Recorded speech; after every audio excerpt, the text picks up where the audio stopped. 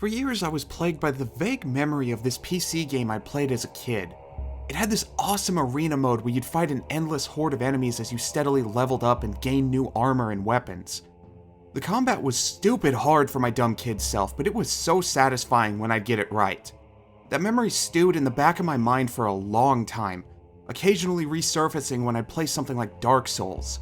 However, I could never remember the name of the game, and because my family has the collective memory of a goldfish, asking my brother about it didn't help. There was a brief period of time where I was convinced that the game in question was Die by the Sword, but no. Not just because Die by the Sword is a game with a control scheme that hates me as much as I hate it, but also because in those hazy memories of mine, I could specifically recall playing as a Conan the Barbarian type. Thankfully, GOG would be there for me in my hour of need and deliver unto me the answer I had been searching for. Severance, Blade of Darkness. Or Blade, the Edge of Darkness. Or just plain old Blade of Darkness here in the US of A. Weird, we're usually the ones complicating the titles. All it took was playing the tutorial and I knew I had the right game this time. Combat was quick, responsive, and brutally unforgiving. As I played more, one thing continued to bug me though. Where the hell was my endless arena mode? It definitely wasn't this rinky-dink multiplayer deathmatch mode I can't even get to work anymore. Oh. It was a mod. No wonder it took me so long to find this game. Outside of footage from the Gladiator mod, because I couldn't get the stupid thing to work on newer versions, I'll be using the 2021 remaster for the majority of this video. Said remaster was published by SNEG? SNEG? I don't know how I'm supposed to pronounce that. An unsettlingly mysterious publisher that appeared a few years back to re-release a bunch of classic games, and not so classic but still nice to have digital versions of for preservation's sake. From what I have been able to find out, they appear to be an independent version of GOG's short-lived attempt at self-publishing re-releases. Still though, would it have killed you guys to have a website or something? Not having one makes you look like a more blatant shell company than Fulcrum Publishing. That's right, 1C, I know it's you! I can see your receipt from the phony baloney mustache emporium right there! In regard to the remaster itself, for the most part everything runs fine and it even includes controller support, which I'll go into more depth about later. I did, however, run into what I presume to be a memory leak issue, where the game became increasingly glitchy the longer I had Blade of Darkness open. Closing and reopening the game fixed the issues every time, so I wouldn't call it a massive problem. Unless you have no life like me, I doubt you'll even play it long enough in a single sitting to run into this wrinkle. It is still present though, so it bears a quick mention. Blade of Darkness was originally released in February of 2001 exclusively for Windows and was the sole game developed by Spain's Rebel Act Studios, who would close down little over a year after Blade of Darkness' release. In an interview I found done for a Spanish fan site, provided Google Translate didn't steer me wrong, Rebel Act manager Juan Diaz Bustamante explained that a combination of rampant piracy and incredibly long development time, Blade of Darkness having begun development in 1996, and poor stateside marketing by publisher Codemasters had left Rebel Act in the red. This being pre-digital distribution, I can absolutely believe that. I'm down here in the his house, you know, the Heezy, with the GC posse to get the 411 on Game Crazy. Jesus! At least now smaller studios can vie for a shred of attention on digital platforms and steadily build hype over the years through social media and early access. It's a real shame that Blade of Darkness couldn't reach its lofty sales hopes, as it's an astonishingly polished game for such a small studio in this era. I'm not the only one to think so either, as it reviewed quite well, generally netting scores between 7 and 9 out of 10. The worst score I could find was a 4.9 from Action Trip, and considering the same place gave two of the most aggressively mid shooters I've ever played an 8.1, I'm not too keen on believing that they knew what they were talking about. Never mind the fact that all I can remember that site for is that brief period where they flirted with softcore porn with their... I think it was called something like Action Trip Babe of the Week, or something like that? Babe of the Day, that's what it was. Yes, everyone watching, there was once a website ostensibly focused on gaming news and reviews that had a section dedicated to scoring scantily clad models on a scale from 1 to 10 when porn sites were just a click away. But I'm getting off topic again, as I am wont to do. My point is that even back then, reviews were a guideline at best and not gospel. And that many gaming sites back in the day were about as sleazy as the average hardcore wrestling promotion, but without the chance of someone being awesome bombed through a table. Blade of Darkness is an action RPG set in a fantasy realm that takes a number of cues from Zoroastrianism. Ahura Mazda, the father of all things, made the primordial chaos. Though then the game confuses things by having the magical runes you need to collect for the best ending be Norse. It's not the most well-developed setting, but story and world building isn't what makes Blade of Darkness worth playing. No, that comes down entirely to the gameplay. Oh man, Blade of Darkness' gameplay. You're given a choice between 4 different starting characters with their own weapon specializations and unique starting level. The Knight, Sargon, the Dwarf, Naglfar, the Barbarian, Tukaram, and the Amazon, Zoe. Methinks one of these was added much later into development. It won't be long into your first session that you'll notice something very unexpected about Blade of Darkness. This game sure feels like a forgotten predecessor to the Soulsborne subgenre, doesn't it? Sure, there aren't any bonfires to be seen, and leveling up is as simple as reaching the requisite amount of XP, but this is still a game centered around large, ominous levels steeped in atmosphere and littered with enemies waiting to ambush you, as well as combat which requires you to master the tools given to you, and is more than happy to punish the impatient button masher. It even features awkward, ungainly platforming with a control scheme where jumping is tied to the same button as dodging. I'd call it shameless in what it takes from FromSoft's modern classics had Blade of Darkness not come out a whopping 8 years before Demon's Souls first got the ball rolling. Sure, FromSoft had dipped their toes into action RPGs before with Kingsfield and Shadow Tower, but even those games don't feel half as close to the Souls games as Blade of Darkness does. So does that mean there's some secret conspiracy to hide the true influence behind FromSoft's hits? That a nefarious cabal have stolen credit which rightfully belongs to a small, forgotten Spanish studio? Nah, probably not. PC gaming was virtually non-existent in Japan at this time. I highly doubt anyone at FromSoft knew of this game's existence, much less ever played it. It is one hell of a crazy coincidence though, and makes for a great clickbaity subtitle. Just wait, this is gonna go down as my least viewed video. Though the general feel of Blade of Darkness is that of a Soulsborne game, there are, naturally, a couple of notable differences from the formula we've become accustomed to all these years later. First off, there are no light and heavy attacks. Instead, your attack will change based on the direction you press at the same time you click the left mouse button. There are also special attacks that unlock as you level up, the strongest ones usually being specific to the weapon you're wielding. Executing any of these moves requires inputs almost like a fighting game, but not quite as infuriating for uncoordinated folks like me. Thank God for that too. I'm not even sure how you do an SNK pretzel motion on a keyboard, and I definitely don't want to find out. The trick in properly utilizing special attacks is down to timing. Often their wind-up time is longer than the stagger you'll inflict on your first strike, which means that your best bet is to get the attack going as the enemy approaches. This doesn't always work, especially when the damn attack is incredibly precise. It does at least offer more mercy in this aspect than many later games in this style, as you can cancel out of any attack with a dodge move at the cost of it using up the same amount of stamina as if you'd executed it. Stamina itself works a tad differently too. Here in Blade of Darkness, you'll only need to worry about attacks draining your stamina, allowing you to stick and move as you please. Or, do a proper fucking dodge roll if you pick Zoe. Dodging does work for the other 3, but man, that timing window can feel real tiny. Attacks being the only action affecting your stamina doesn't mean you can swing like crazy though. Those special attacks eat up a big chunk of your stamina bar, and if you try to execute an attack when it's too low, you'll be left wide open for the enemies to shred your health away in the blink of an eye. Good thing you can save wherever you want in this game. The sole downside being this little bit right here that judges you by the number of times you've saved. But it's not like it bothers me. It's just a single word that means nothing in the long run. There's no reward for beating the game without saving more than twice a level. Big, frustratingly difficult levels. Doesn't bug me at all. I have much better things to do with my life than I made it all the way to the third to last level, but I couldn't do it, okay? This is so much worse than not trying to do it at all. My equilibrium destabilized.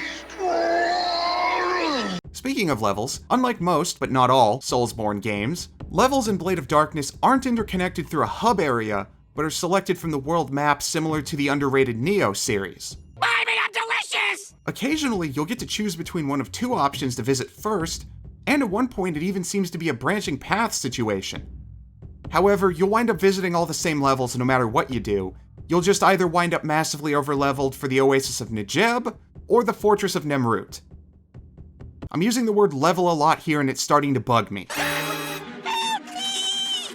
Help me! Help me get this stupid jar open! The levels, the areas themselves are very well designed, staying in that sweet spot of being expansive for the time, without being so large that you wind up getting constantly lost. Like I mentioned before, they've got atmosphere for days. It's hard for me to articulate exactly how places like this make me feel, but generally speaking, if I see desolate locales in a fantasy game and black metal starts playing in my head, the game has nailed the aesthetic I look for in a Soulsborne game.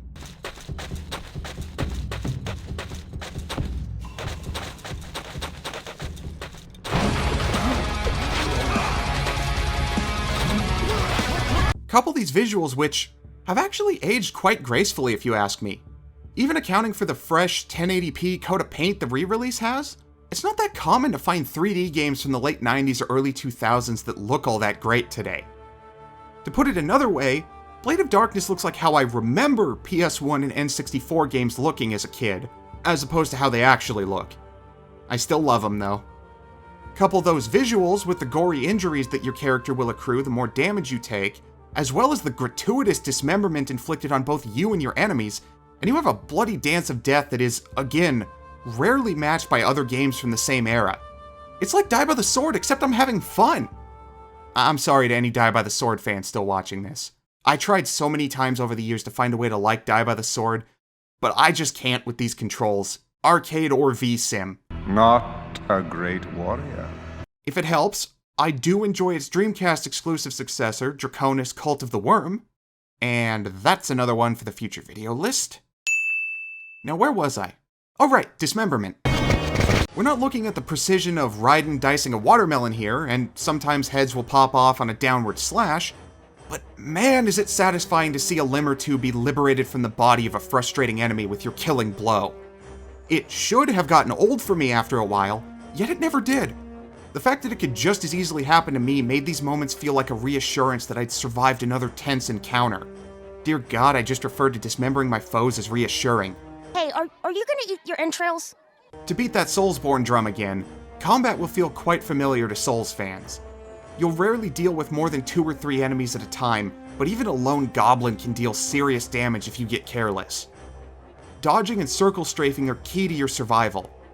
You can block attacks as well, but all shields have a durability rating and will shatter the moment that number hits 0, leaving you staggered for a moment.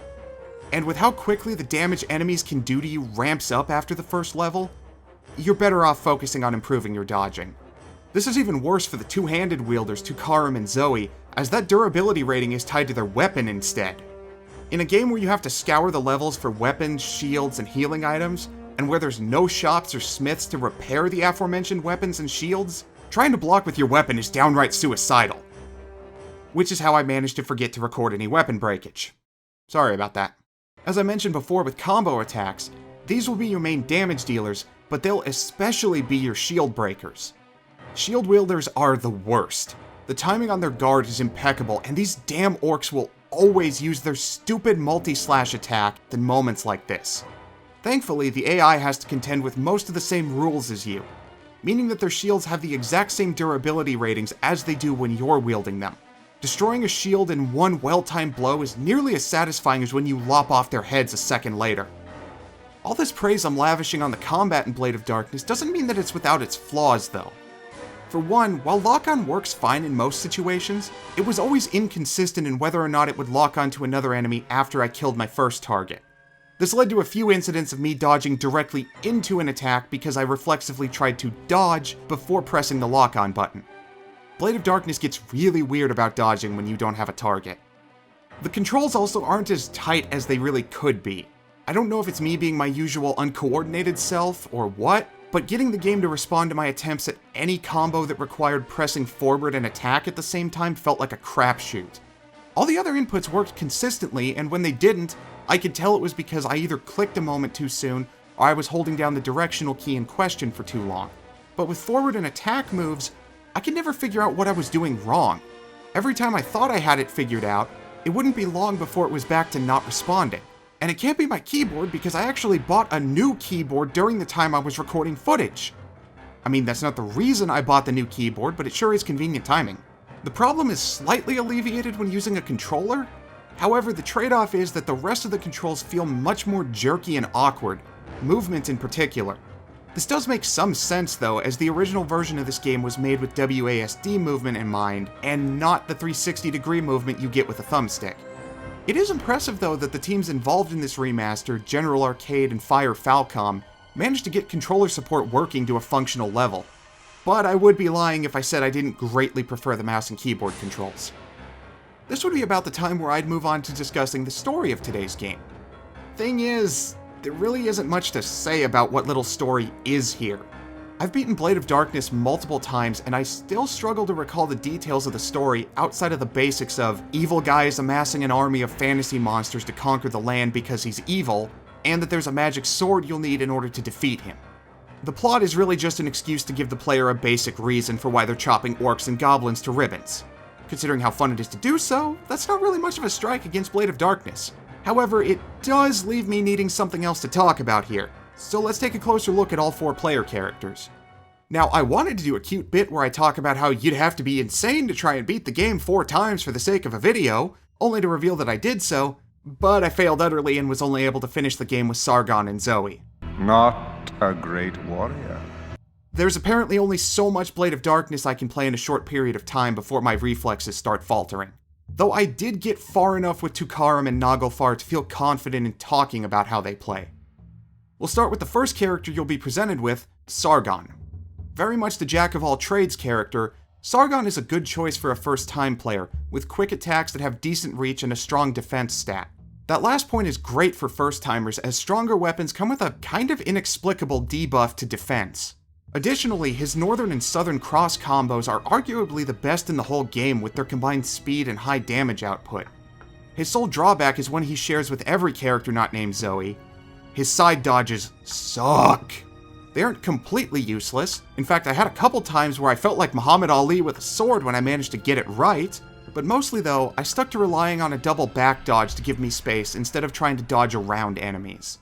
It should also be noted, in another similarity to Dark Souls, Sargon's prologue level opens almost exactly like the original Dark Souls, with the player having to make their way out of a dungeon before running square into a boss enemy that seems excessively strong for the start of the game. I'm not crazy, right? It's freaky how similar parts of Blade of Darkness are to games that wouldn't be released until nearly a decade later. Next is the dwarf Naglfar. Hands down the worst character in the game, no contest. His attacks seem to have negative reach, and the hitboxes on his weapons are so small that it's possible to miss because the enemy is too close to you. What few combos he does possess are slower than molasses and make him so frustrating to play as that I just use the phrase slower than molasses. Also, while I can't prove it, I'm almost certain that Naglfar's jump is shorter than every other character's, which I suppose makes sense. Wait for me! I got the little baby legs! But just makes the rare moment of platforming even more stressful. Unless you enjoy being miserable every time you play, or want the bragging rights of having beaten the game with him, I wouldn't bother with Naglfar at all. Then we've got the Amazon Zoe. A specialist with polearms, Zoe is downright OP once you unlock her Whirlwind combo. Time it correctly and you can use Whirlwind to keep multiple enemies at bay at once thanks to the crazy reach of her staves and spears. Even her possessing a low number of combo attacks just like Naglfar barely matters to her because of how great Whirlwind is. Not to mention that many of her weapon-specific specials do crazy damage even to mini-bosses. To top it all off, her dodge rolls are perfect for getting away from virtually any attack and rolling around behind enemies to get in a free shot or two. Zoe's sole weakness is her super low defense, so if an enemy does manage to land a hit in on you, it's going to do a ton of damage. Not that a shortcoming like this is enough to balance out how strong she gets by the late game. Honestly, she's OP enough that I seriously wouldn't recommend starting with her, because it'll make playing as the other characters that much harder on subsequent playthroughs. Finally, there's the guy I played as all the time when I was younger, the barbarian Tukaram. I really don't know how the hell I played as Tukaram as a kid. This isn't a Naglfar situation where he's just a bad character with shit range and a really limited moveset. I just can't get a handle on playing Tukaram correctly. Not a great warrior. His attacks are slow yet devastating if you do them right. And obviously, I'm incapable of doing them right. I did make it all the way to the Temple of Iana, at least. I probably could have save-scummed my way to the ending, but I was so worn out from trying to speed through Blade of Darkness 4 times in about a week and a half. I don't doubt that in better hands, Tukarum is an effective character. But if there was one thing I would have preferred with him, it would be for Tukarum to have been given a dodge somewhere between Sargon's and Zoe's, rather than sharing the same dodge as the other 2 dudes, seeing as how he has similar defense limitations as Zoe. One last thing before we wrap everything up. Actually, hang on a sec. Let me just throw up a spoiler warning here. There we go. Alright, so if you'd like to learn for yourself what's in store for you after collecting all 6 runes, skip ahead to the conclusion at the timestamp here. Collecting all 6 runes allows you to unlock the full power of the Sword of Iana and help you defeat the big bad,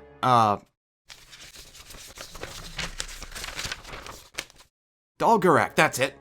These runes cleanse the sword of the evil forces corrupting it, which you see a brief glimpse of in the opening cutscene the one time you don't skip past it, Mike.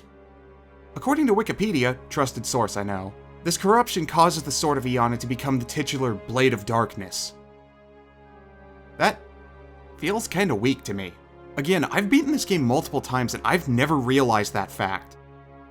I sort of assumed that the Blade of Darkness was a metaphorical name referring to the horde of monsters overrunning the land.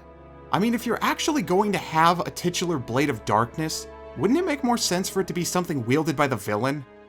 Or like a Soul Edge type weapon that corrupts its wielder? And now I'm thinking about how much a Soulsborne game set in Soul Calibur would fucking rule.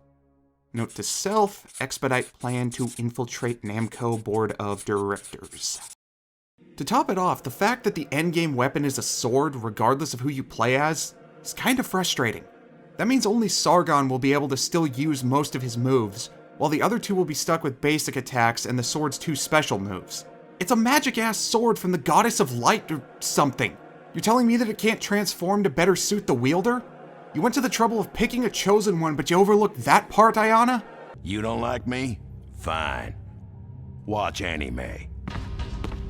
Well, at least the specials do a ton of damage, and even fire out a projectile. You'll have to get used to this, because it's the only way to damage the evil overlord. I just read it. Dal'Gurak, in his first phase. Once you've vanquished Monty Python's Black Knight going through his Hot Topic phase, and provided you've obtained all the runes, you'll be taken to one final area, the Abyss. While the previous march through Dal'Gurak's fortress is difficult, the Abyss is abject misery. A relentless procession of the toughest enemies in the game with barely any potions laying around to heal all the damage you'll be soaking up. Another great example of a game I enjoy overstaying its welcome at the end. It doesn't even have the decency to offer a good final boss fight at the end of all this either. Just a marathon of chipping away at the massive health bar of a creepy demon child teleporting around in an H.R. Giger mech suit. My phrasing makes it sound cooler than it is.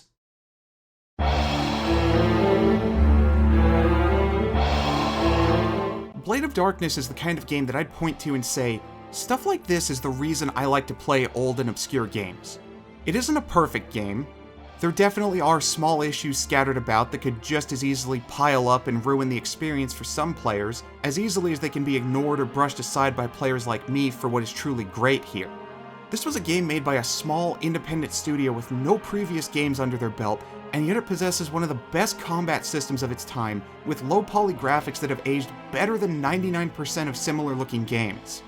It's a crying shame that Blade of Darkness was ignored in its time, and it'd be an even greater shame if it continued to be ignored.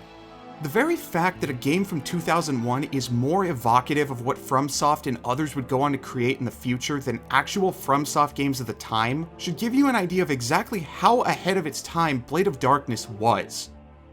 If you're a fan of Soulsborne games, or just difficult action games in general, and are willing to overlook the early 2000s clunk, then I think you'll find a lot to love with Blade of Darkness. While I played the PC version for this video, Blade of Darkness is also available on PlayStation, Xbox, and Switch, though I can't vouch for how well these versions play. Like I said before, the controller support in the remaster, which I assume is the version used on consoles, is functional. However, I much prefer playing mouse and keyboard, so if you have the choice and do want to play this, I would suggest getting the PC version.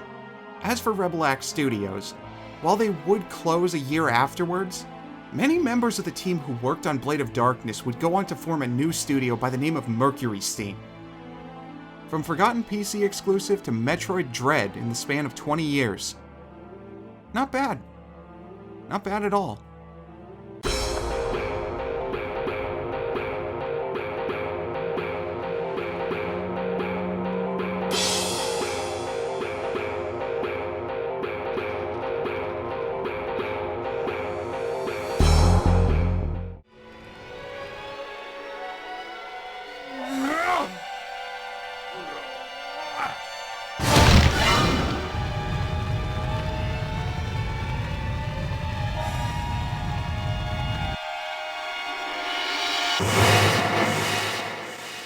I'm a skeleton.